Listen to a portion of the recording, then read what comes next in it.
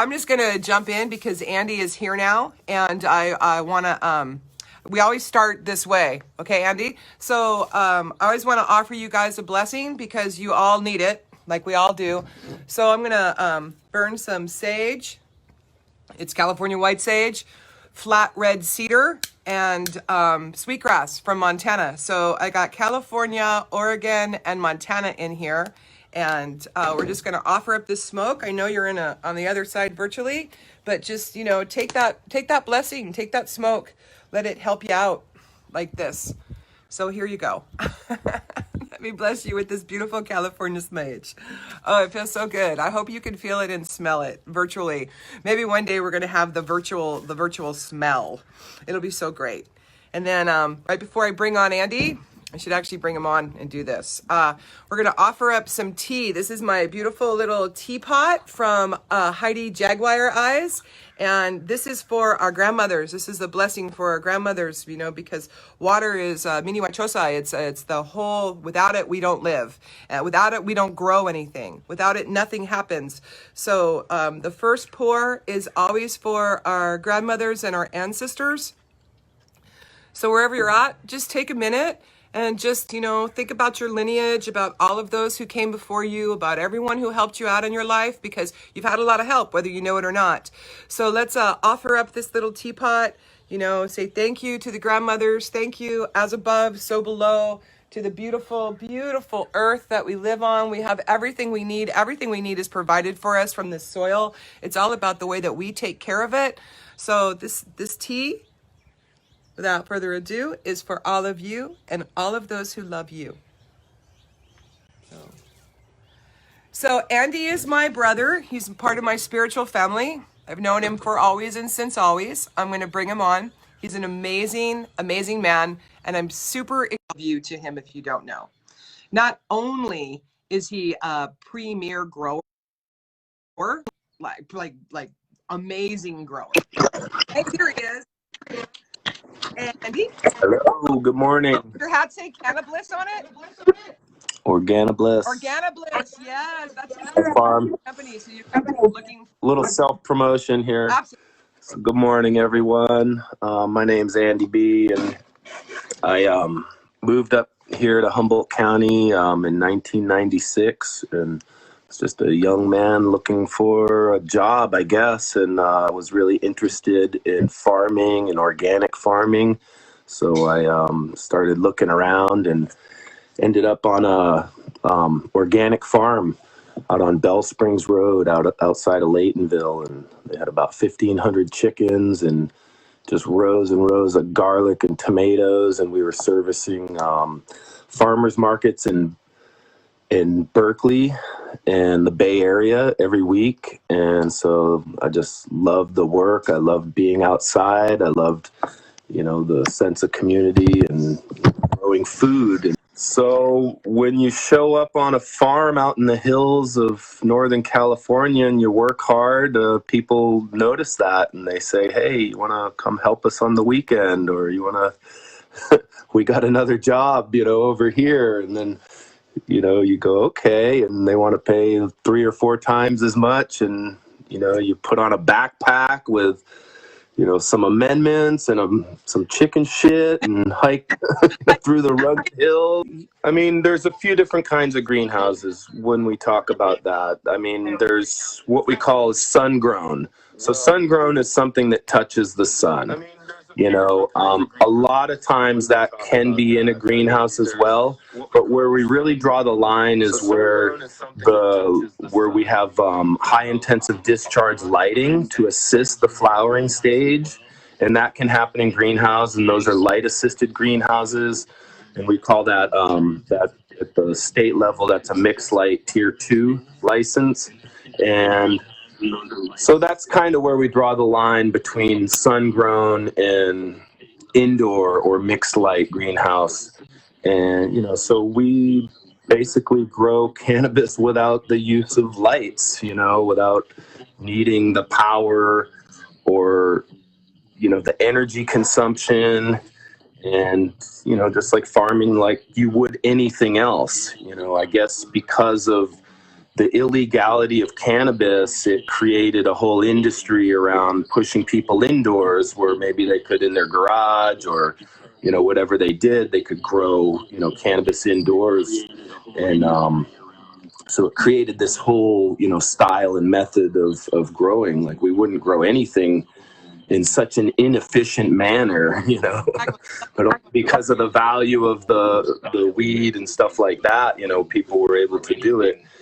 And but I think with that also came a lot of the methods of using harmful sprays and things like that. In those kinds of environments, it's always hard to control the climate and the conditions. You don't get the same kind of environmental balance that you do out in the garden or outside with beneficial insects. Just the wind and the sun and things like that just make it a lot easier. Oh yeah, I think that the wind and sun matter, Andy. So, so I think that for me personally, I want to make medicine out of indoor grown plant material because you just never, can't. I don't believe you could ever wash it. Yeah. So I think that it's cleaning up a bit now, especially here in California. We one of the things that the people who wrote the rules here, they really came with some very strict testing protocols, and they just insisted right from day one that we have the cleanest cannabis on the planet. So we test for every kind of harmful pesticides, harmful molds, mycotoxins. It's quite rigorous and expensive for each batch, but I think that's also good. In the end, the consumer has a safe product, and it also forces the cultivators and the growers to, be a little bit more responsible for how they're doing things, and you can't just take shortcuts, we can't just use poisons on everything.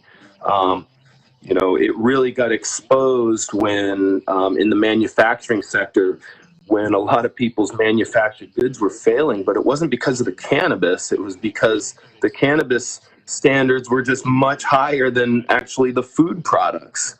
So people were failing with all that. I have to interrupt you, Andy, and just hear a story about this right now. So we lab tested everything. And, my concentrate wasn't big, but you have parts per million single thing in California get 100%. So I kept getting 0.03% on my concentrate. So I didn't know about it. I said about it. I'm like 0%. We're living, and I the lab. What is going on? Well, this is like for alcohol. It's like less than 1%. So that's how delicate it is. Because the lab was Robin, go get some organic broccoli, bring it back. We're gonna. So the organic broccoli from Whole Foods failed every single California cannabis test. All of it. It failed all of the heavy metals. It failed all the pesticides. It failed it all. So if you are spending your money at Whole Foods buying organic, stop it. Yeah, your best bet is still the farmer's market in your local small farmer, little family farm. One of my neighbors, he just brought we bought a box of peaches from him yesterday, and those are the best peaches we've ever had. They're just cannot even get them in the organic aisle or anything like that, and that's always going to be your best bet. So I know things are a little bit different right now, but supporting your local small organic farm and farmers markets, that's really the key to the locality and how we should be living and supporting our communities. And COVID, honestly, that's the virus's gifts is that that we can create our, we can grow our food locally. We can use our dairy farmers for milk, our meat farmers. We don't have to have stuff from all over the country. We don't need water from Guatemala. The more locally, the stronger we make our economy, and the stronger we make our. Right. Hey, I'm gonna try to go off and join again. I think there's a big delay and it's Yeah. a little. Okay. Let's try that. All right. So Let's try that. here's Andy and see if that clears your sound. I'm sorry, you guys, for having technical difficulties. Uh, it's it's all a challenge. When he's a grower, I'm an alchemist. Neither one of us are technical. Our technical support is with her family, not here to help us, but helping us online. So we apologize for that. I'm just going to wait for Andy to come back. And as he's coming back on, I want to just visit a little bit more about what it's been like for the California growers. So especially in Humboldt County, I was talking a little bit about Garberville. So I know, see, now I'm cool. Now I'm super clear. So obviously, for the very first time, it's not me. It's Andy. It's his problem, not mine. I know the sound is a problem. I don't know what to tell you, you guys. I wish that, let me try this again. I'm sorry for, Okay, so back to what's going on in California, especially this place called Garberville. Now, Garberville is a very special place to me. It's the heart of the California grow for many, many years. So I come from a family called the Love family. That's what they're really called. And the Love family has been up in Humboldt County forever and since always. We're going to bring Andy back. Okay, let's see. And so their kids are growers and their grandchildren are growers, and all of these growers were, up there. And now then I went up to Humboldt a little while ago to pick up some plant material from Andy, and all of Garberville was closed. All of the shops, all of the restaurants, they were all shut down. When I went back up there 2 years ago, or last year, 2018, I think, and all of our Garberville was shut down, it broke my heart, because a lot of these growers that are up in that area are just small families. They're just single moms, or tiny mom and dad shops, and they're bringing down maybe 50, 60 pounds a year. And that's how they survive. That's how they pay for all of their bills and feed their families. And then all of a sudden, first came camp. And camp was designed by our lovely President Ronald Reagan, and part of the war on drugs. And what it really was the war on people.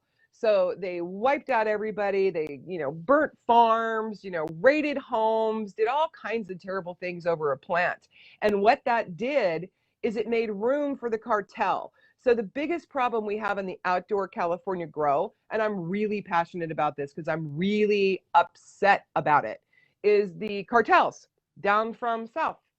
This way, 15 miles that way, there's another country. It's called Mexico. And you know what? I don't blame them for being mad at us, because we're like locking their people up and taking their children from them. But this was before we started doing that. All right. But we've never been friendly to them. So here they come up into our mountains, up into the Sierra Nevadas, up into the Trinity Mountain Range, up into, the Humboldt County, Gold Coast.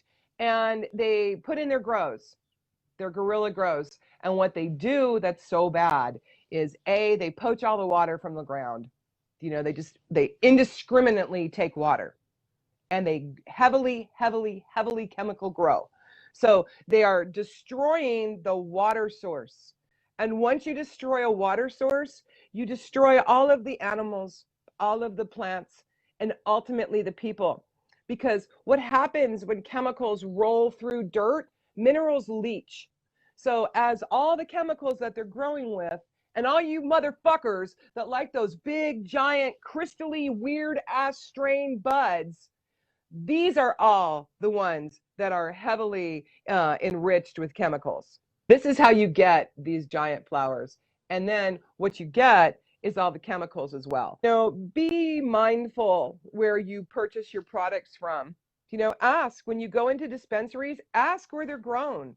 They're going to lie to you probably. But, I always recommend that people, when you buy flour, get it tested yourself.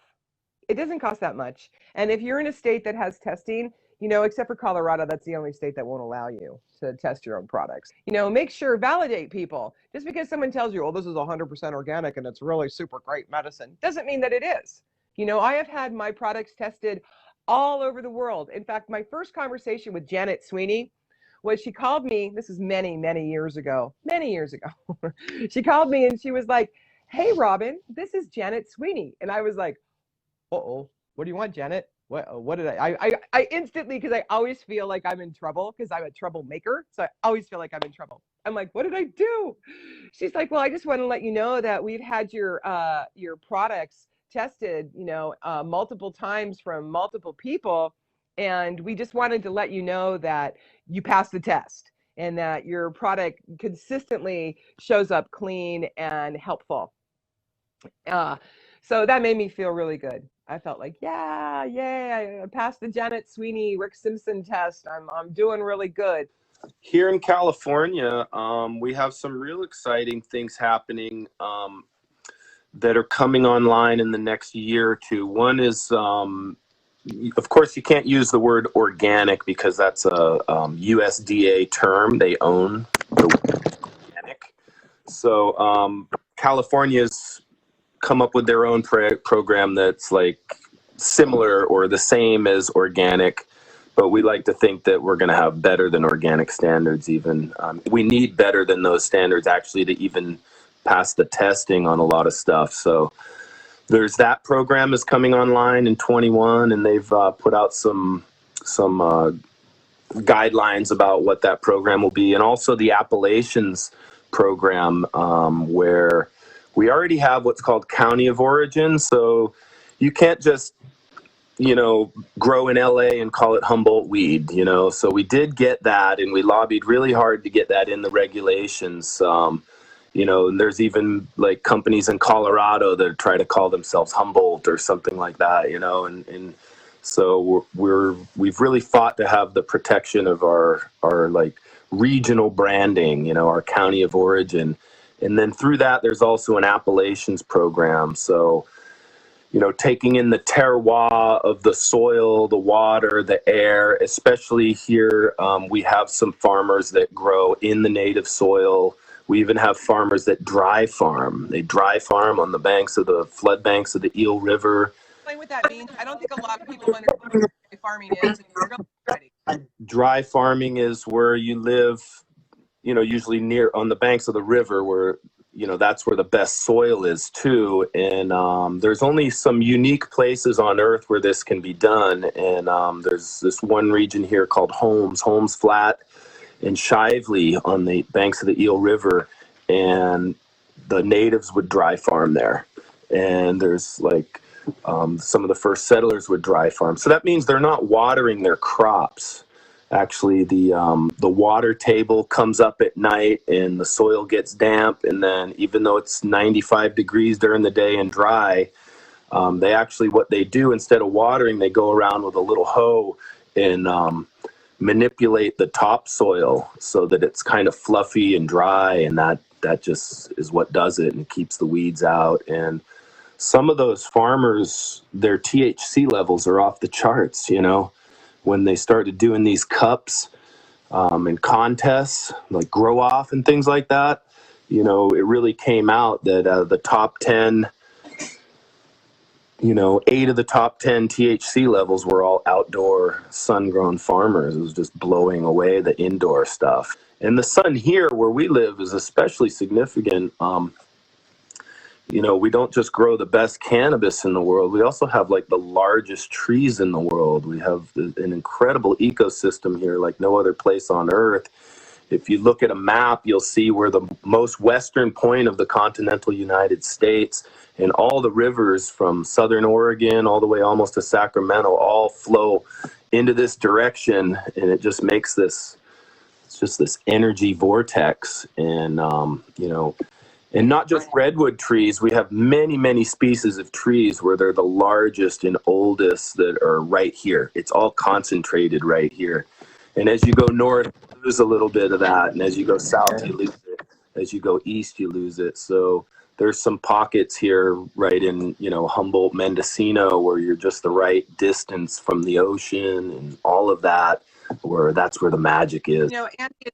Andy is an amazing plantologist. That's what I'm going to call you, a plantologist. You're a grower, because when you get up to Andy's farm, which is at the top of a hill, up a really steep, windy mountain, okay, over a little tiny bridge, it's like you're like a little troll. You got to just get your one point and just whoop, shoot up the hill. It's so scary. When you finally get there, it's not just cannabis plants. It's a biodiverse farm. And this is one of the things that he says makes his medicine so good, is that he's also growing vegetables and flowers, and he's using the insects, you know, to help keep the bugs down. So can you talk a little bit about that biodiversity farming that you do? Absolutely. So, you know, we don't just monocrop cannabis on our farm. We also have a lot of flowers and roses and perennials and fruit trees and you know, we grow sunflowers and corn and things that attract lots of beneficial insects. They create a diverse environment. Plus, it's just enjoyable to be around. And, you know, it's just what we enjoy. So that's a part of it. That's a part of it, is like, you know, enjoying what you're doing, enjoying the surroundings, that environment that you create. It comes through the medicine, it comes through the plant all the way to the consumer. Whenever we plant, you know, and I tell my workers and stuff, you know, we want to have a really good thought here. We want to think really good for however this is going to go out, whoever it's going to touch, you know, wherever it's going to go, that they're going to have that, take that good feeling. It's going to inspire them in a positive way. So we're not just like in a commercial factory, you know, with these little clones and under these lights with all these fans and this huge power bill just trying to make money. You know, we have a little bit of a deeper connection with the land, with the water, with the earth and the wind, and, you know, the whole thing. And we really try to, you know, do something good with it, try to put that positive effect out I'm there. And so right that's just now my because vibe. you know, the bulk of our clientele over here at Firebird, they're people who are Hmm. really like fighting for their lives. You know, it's, we don't have Yeah. recreational clients. You know, we treat children like babies with brain cancer, and you know, we treat families who are trying to take care of their loved ones. And I feel an incredible sense of responsibility to those people, you know, and that's why we are so happy to be able to partner with you and our other grower who is, you know, all outside our family members. You know, we only farm, we only create medicine with family members. That's it. Because I know the integrity. I know that when they got ready to like till that land and put those seeds in the ground, there was a ceremony for it. It wasn't just like, hey everybody, you got a really busy day today, you got to get out there and just throw those seeds in the ground and make sure you cover them up. No, we plant with intention. And like you said, intention, it follows Exactly. all the way from that minute, that morning that they're putting that seed in the ground to the time it's leaving my hands as processed medicine to you. You know, and that's something that is not a standard in our industry. And that's something that, you know, my dear brother here is trying to do on a political level. He's trying to create a standard of excellence for all of the California growers to meet, so we can all have this really beautiful experience of this medicine. Absolutely. And, you know, those expressions of the cannabis, we're just learning about. We're just learning about what those medicinal properties are, what those, how those terpenes, you know, like micrine and limonol and these things, how they are medicines within themselves, you know, how they affect the experience. It's not just Right. THC. You know, right now we're in a culture where it's like, it's on a chart in a dispensary, the highest THC is at the top and it goes down, and anything under 20% people are like, ah, that's no good. And it's like, wait a second, you know, that's where there's a flavor spectrum, you know, and an experience spectrum. And you know, unfortunately, you know, the consumer and the bud tenders kind of drive the ship in a way. But Right. I Not still educate. grow So, you know, that's what we're some. here to do, to educate you Yeah. as the consumer. And, you know, like it is Hmm. not just THC. In fact, when I don't decarboxylate. I'm probably one of the only, you know, FECO makers than Right. decarboxylate, because as soon as you start the decarboxylation process, you start destroying the terpene panel. All right. And then you also kill the Hmm. back end of THC. You don't get any Delta 9 or Yeah. CBN or any of those things that are really healing. So when you smoke pot, when you smoke the cannabis plant, you're decarboxylating it. So that's, let's do that, right? But when you're using medicine, you need everybody home. That's what I say. You want the whole plant panel. You want all molecules and Right. all their little friends that fall down. That's what does real healing. And that real healing comes from grandfather sun, grandmother earth, the wind spirits, the mist that lays on that plant in the morning. It doesn't, when it's all artificial, we lose that elemental magic. Mm-hmm. Exactly. It's really important to recognize things like that and to purchase things like that. Like we all have these opinions at that political spectrum way at the top, but every dollar you spend is a vote. It's a choice of like where you want to put that money. And if you go to your farmer's market or you buy local or you buy sun-grown cannabis, you're really voting for a better, that's a better choice. So, it's having that connection, is really important. And I always encourage people that, like, quit complaining about the world at large. Just, choose better how you spend your money and where you spend it. That could be a good way to go about things. And one of the interesting components of cannabis is that it's really brought the world together in this way through its legalization. We're seeing more and more like people of older generations using it as an alternative medicine, and it's not just like this drug or, these hippies or, people of a certain culture or a certain demographic that are, stoners or whatever. It's grandma and grandpa with arthritis. It's people that are maybe, getting a lot of prescription drugs. So there's a big battle there between like big pharma and cannabis, and we really have to pay attention that don't let them take it over. Right. Don't let them crush us Like he down, just said, you guys, it's super important. How we spend our dollars decides how this market goes. So if you want a bunch of pre-rolls and you want like garbage, then go buy it, okay? Because that's what we're going to get in 10 years. But if you want real, actual medicine, when you go into your dispensary, you need to know what you're buying, okay? And they have a responsibility for full disclosure. So you can actually ask the bud tender to see the plant panel and the test of the pesticides at the dispensary. So start asking for those things, people. Before you lay down your dollars, start asking for that. Your dollar is your vote.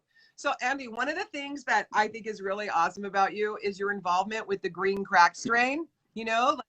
Like oh yeah. all y'all love green crack, right? And the first time I smoked green crack was at your farm, and I couldn't even, like, I just remember looking at Nate and just being like, I'm not driving for a really long time. And he laughed so hard because I was like high for hours. So how did green crack come about? Because that's like one of everybody's, like, everybody loves that strain. That's interesting. I mean, I always called it like pot growing for dummies, green crack. It's like you can't go wrong with it. You can't like not produce something good from it. And if you have a little bit of knowledge of what you're doing, it can get exceptional. The first time I saw it, my friend was growing it out in honeydew, but it didn't have a name, but that taste and that flavor, it was all there. And then all of a sudden I started hearing about it. Oh, green crack. And I guess it was Snoop Dogg, actually the rapper, who was the one that named it.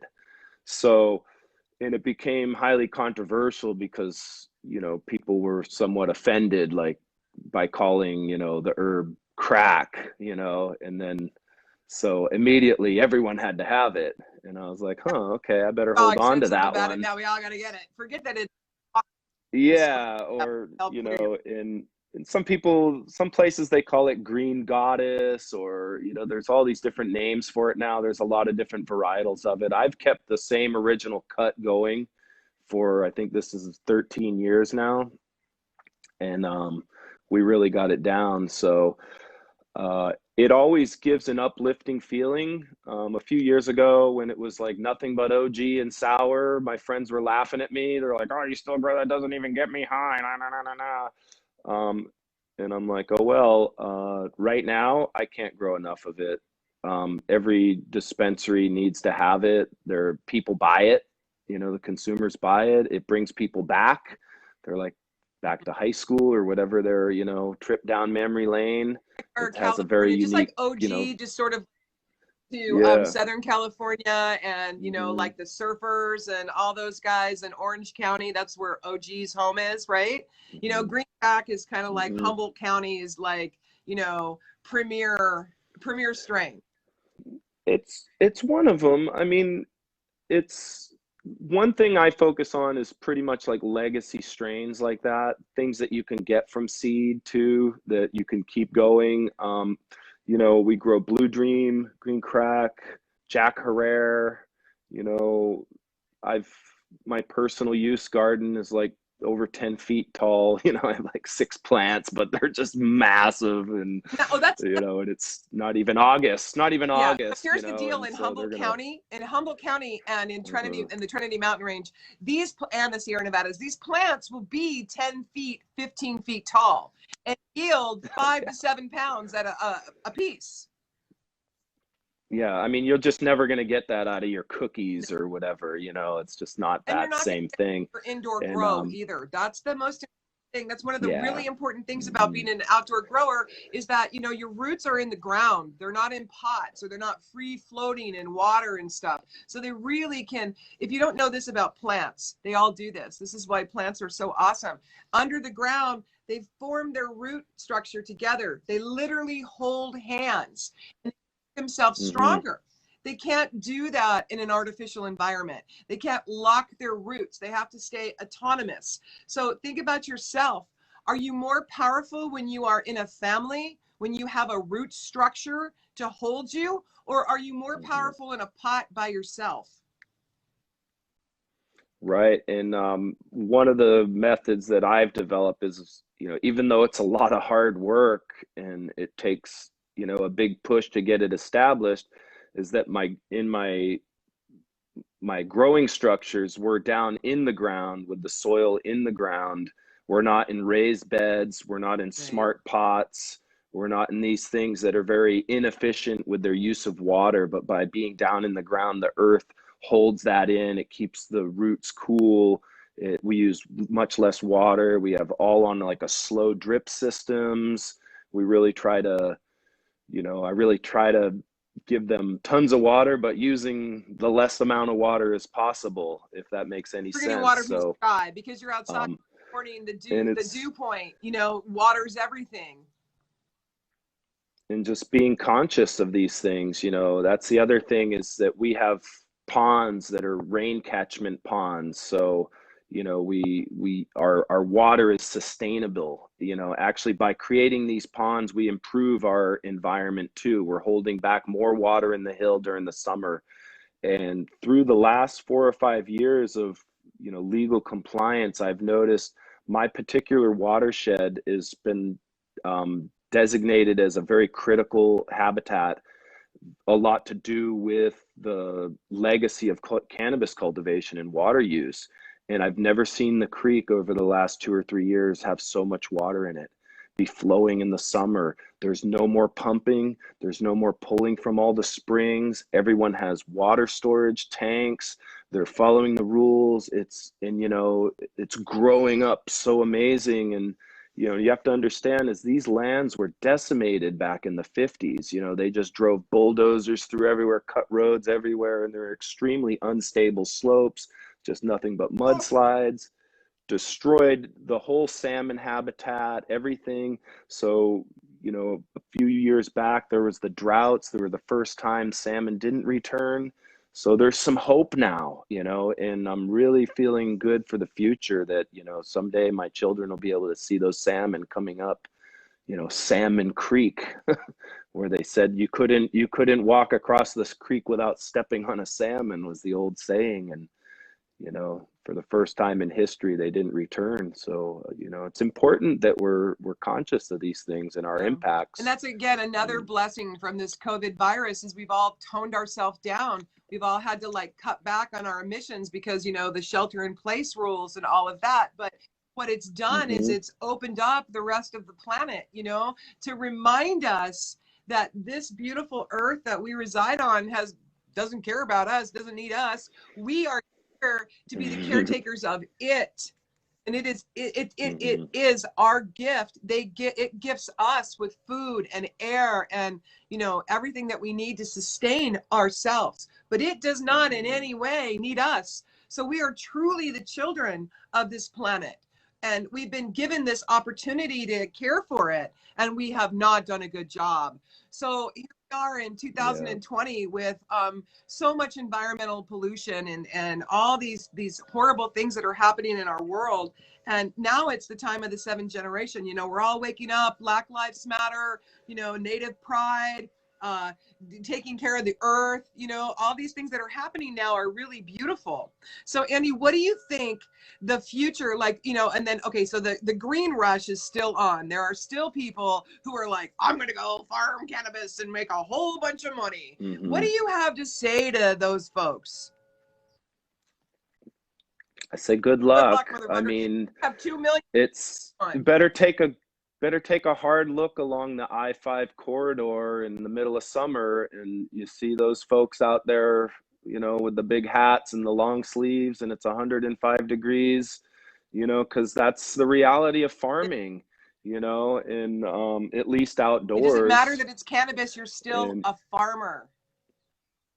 People think it's like easy money, and I think there was a time when absolutely there was, there was a risk too, so it wasn't really that easy, and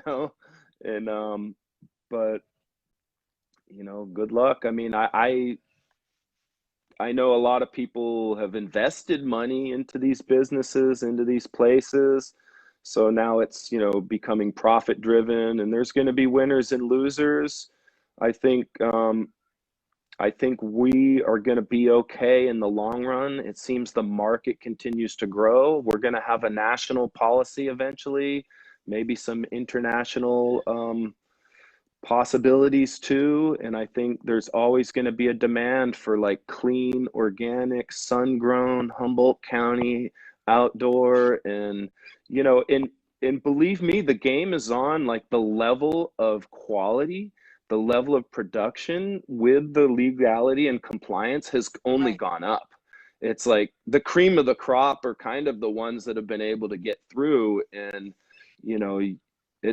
I've seen some just the weed is better and better, coming out of here. Personally, it really as a manufacturer, am super excited to have a standard of excellence that everybody has to meet. Like I said in the other video that we were trying, it really gets me. I get into an emotional place with it because, the clientele that we serve are fighting for their life, or their children are fighting for their lives, or their children, or their, their grandparents or whatever. It's all about taking care of people over here at Firebird. And to know that I can't imagine what it would be like to have to shop on the open market for my plant material, knowing that I know from seed to the time it leaves me who's touched the product, and that it started with a prayer and it started with intention. These are the things that make the medicines that we make so much more powerful than others. Simply that, because that intention that's locked into the seed, that's locked into the dirt. So what do you think the future is going to look like, Andy? How do you think the cannabis industry is going to evolve? Where are we going to be in 3 or 4 years? That's a good question. I think there's going to be lots of realms. I think that, in a lot of places, most places, when they say they've legalized cannabis, that's indoor cultivation in commercial, industrial properties. I don't really think that was the intention of the, when you think of cannabis and you think of kind of freedom, you think of maybe hippies, you think of medicinal cannabis and all of this, nobody really was hoping for a energy intensive industry to pop up out of it. That's one of the most inefficient uses of power like the amount of power and resources it takes to grow 1 pound of indoor is ridiculous, you know, and I don't even think it really meets these new carbon laws and things like that. So I, it's, it's sad in a The way outdoor, because like when you think of those freedom fighters, nobody right? wanted that, you Yeah. know? Think about all of our And relations that went down for this plant that have, were arrested.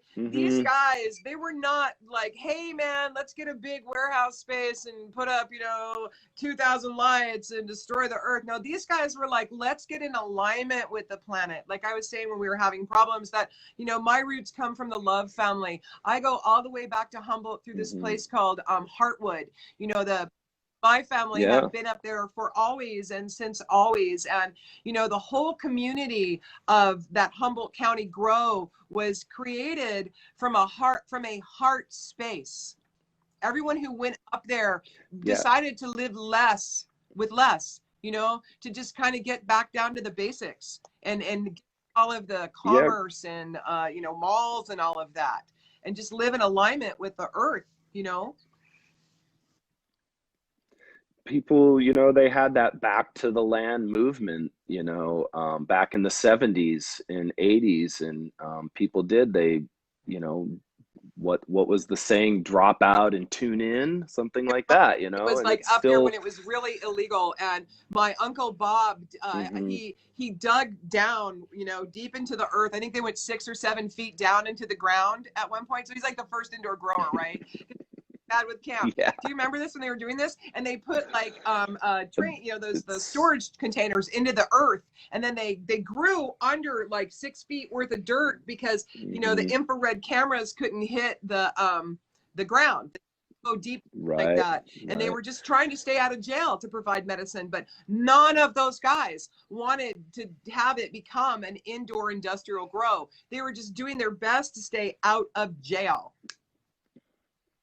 Yeah, it was outlined in the early thing of the camp, which is the federal government's campaign against marijuana planting. They decided in the 80s that they were going to eradicate all of this and drive everyone indoors where they could just sweep up and take their property and all of these things. And, that's where they put the grand jury in Eureka, mostly for forfeitures and, property seizure.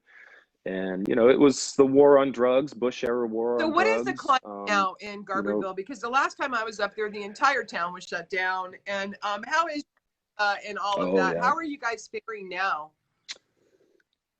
Right now, it's interesting times.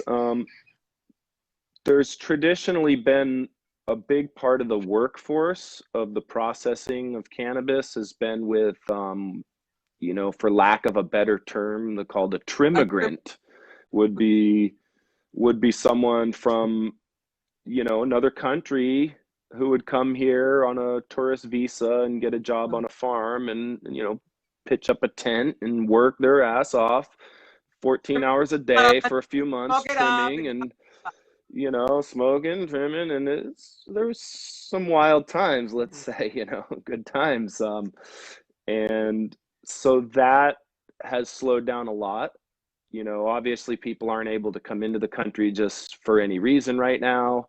And the other component is that, we have to have legal employees. So now it's like, the 215 mutual benefit nonprofit corporation model, was different. And now we have, like we're compliant legal ask farms. We for your need to help. have, You have to like. So if you don't know this, mhm, folks, the like up until just like last year, all right, all these trimigrants, these guys that came over from Europe and whatever to trim and all over the country too. They just show up and they'd show up in Humboldt. They'd be on the street with their stuff and they just like get picked up by farmers and they go and they'd live outside for like the entire season. And they didn't have bathrooms or showers or, they were responsible for their own food. It was kind of like slave labor, but they were happy to do it because they got flour and like $100 a day. So they were like loving it, oh, man, loving it. I think they made much more than $100 a day. $100 a day. And And believe me, it's been a fun ride, like I don't have I've any. actually, we've gone up to Andy's and trimmed plants in his in his tent, and it's a very zen experience. I've spent, of course, hundreds of hours of my life trimming cannabis plants, and there's something very zen about it because that plant by itself is well, cannabis is a catalyst. If you guys don't know this, it synthesizes other herbs.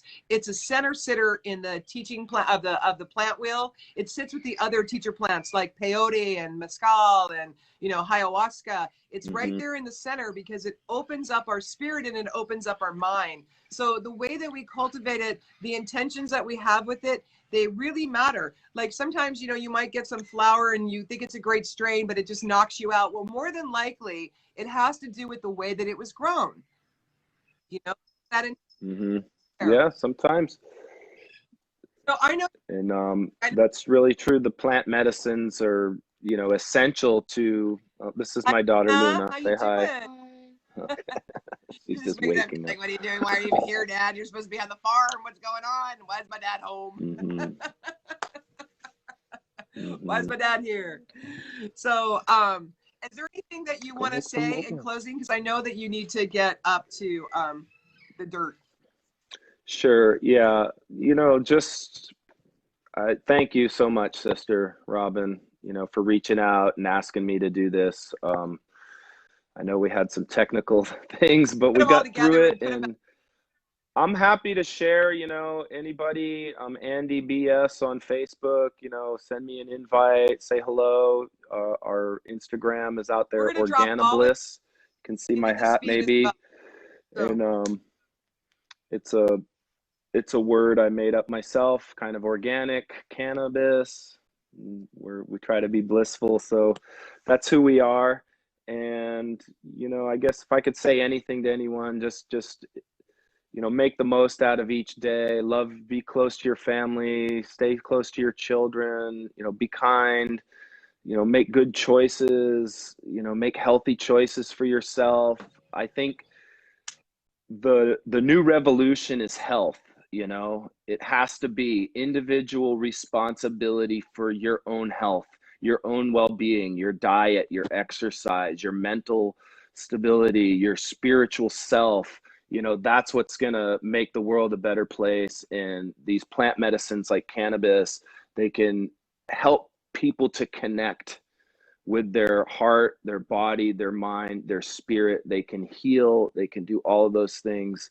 And at the same time, we don't want to abuse them either, so can say that, and everything is a medicine in that way, and it can be helpful. It could also hurt. So just, use common sense, be kind to one another, take care of yourselves, and much love to each and every one. Have an amazing day today, right now, today, this day. Yeah. This day, All right. Well, a couple so, ago, I came up to Andy and I was in a really bad place, and I offered him some tobacco and some cedar, and he made some smudge for me, and it just changed everything for me, put me right back on track. So, we always offer up. This is a really old eagle feather. I've had it since I was a little girl.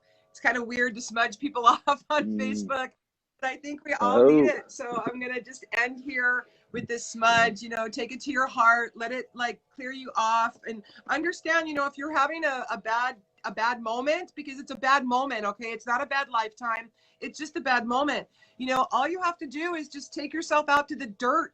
Just head out there to the dirt and lay down on the ground, put your feet on the ground, put your hands on the ground, and ask the Creator to bless you, because that will happen. Everything you need is provided for you on this planet. You are lacking nothing. So, take these words, take our good feelings for you, seat them inside of your heart, and go forth and have a great day. And just know, if you're getting your medicine from Firebird, this is the quality of grow that it's coming from. All right. I just wanted to share him with you because he's super special to me and I love him very much. Love you, bro. And we'll see you soon, you guys. Bye.